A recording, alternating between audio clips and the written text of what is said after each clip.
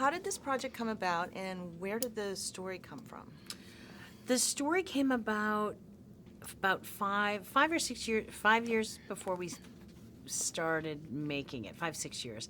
And Ben, my lovely husband, and the director came downstairs, still groggy, really sleepy, and said he had a dream about that I took a road trip with my grandmother, and he said, I think she's an alcoholic and she sleeps around, and I think I want to write it. And I was like, what? What was that? Are you still asleep? Are you sleepwalking? And, we sat and had coffee, and he couldn't remember much more than that, but it really, something about it struck him, and he just kept thinking about it. I said, I really want to write it, and we kept talking about it. And 2 days later, we were still talking about it, and 3 days later, we were kind of adding on to it, and the story kept growing and changing. Then we thought, and it starts in Southern Illinois, and then weeks and weeks later, we were still talking about it, and kind of the story of these women, and kind of getting that's never too late to get your life on track, and everything about it just kind of kept us going, and we loved the characters and the story more and more as we went. And 5 years later, we met with New Line and Warner Brothers, and they said, do you have anything you want to make? And we said, oh my God, yes, we actually do.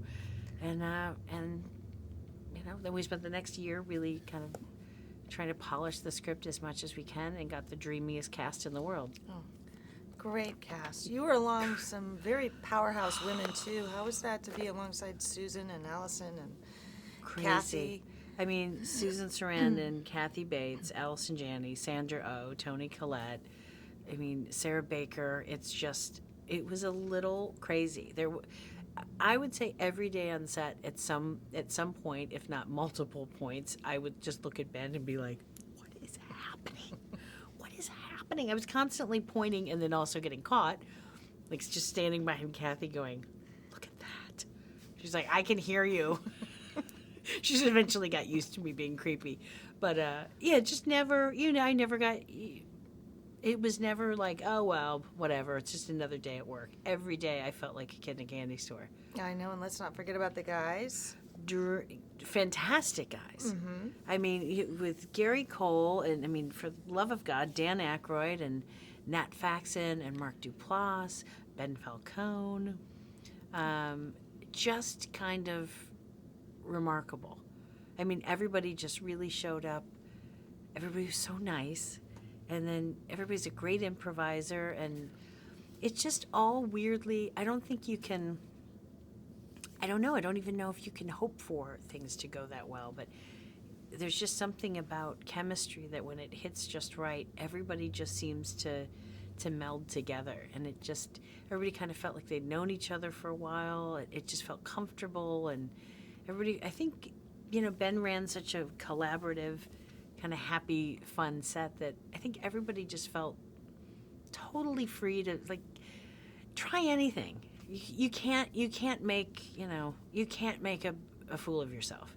Like, I've set the bar so high for screwing up, for doing a terrible take, for trying something that Ben's like, yeah, maybe not that. That I think everybody just knew it was a safe place to try whatever you want. It's perfectly fine, because that's when you get, I think when you really feel open to try anything is when you really get some gems, right. And somebody feels loose enough to really go for it. So it was an amazing experience. It's an amazing, yeah, it was an amazing film. So you've done several comedic roles. What sets this one apart from those that you've done before? This one's Tammy seems different to me. It's more, I think because we wrote it and we lived with it for so long, it's truly my favorite and Ben's favorite kind of story. It's not too much of anything. We just wanted to tell a good story and stay true to the characters, and parts are really, really funny.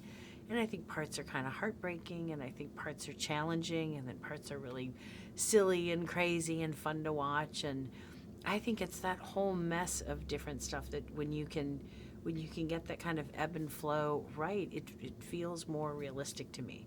It feels more what life is. Life is not joke, joke, joke, joke. To me, life is something's great, and then there's a crash. Like you kind of have to fall before you can watch somebody get up. So we wanted to show these people falling down as well as getting back up, and because it's fun to watch somebody try to scrape and claw their way back up. It's true. It's very relatable.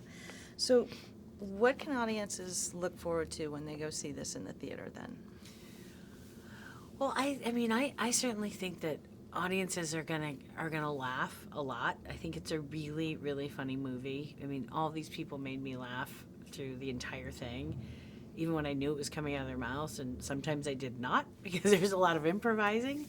I think you're gonna laugh, and I think you're really gonna kind of love these characters. I think they'll win you over, and I think the story is something you can really root for, and I think it's my favorite kind of comedy when you kind of really root for the people to, like, come on, you can do it, and you can really get behind them. I think you'll just go in for an hour and a half and feel really good when you come out.